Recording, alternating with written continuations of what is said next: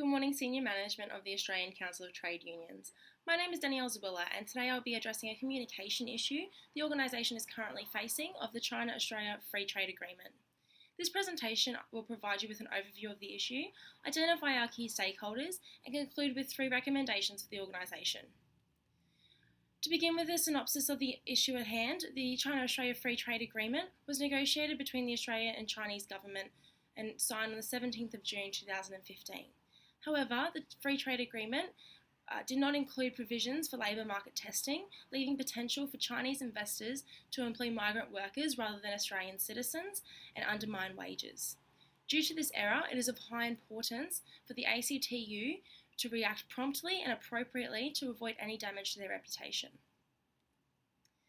Some key stakeholders in this issue include the Australian workers, the Australia Labor Party, the Construction, Forestry, Mining and Energy Union, the current government, which is run by the Coalition, and of course our ACTU members. On to my recommendations for the issue. I believe it is of the organisation's best interest to focus on the correcting and changing activities. Firstly, it is suggested the organisation employ a buffering approach in their communications tactics. Just through doing this, it emphasises the importance and value of maintaining a positive brand image. My second recommendation focuses on the action of correcting public opinion. After racist accusations made by the Coalition during the Canning by-election, it is of the utmost importance that the ACTU seeks to mitigate these claims. It is suggested that the ACTU creates a fact sheet that outlines the consequences of the Free Trade Agreement passing and support this with a media release.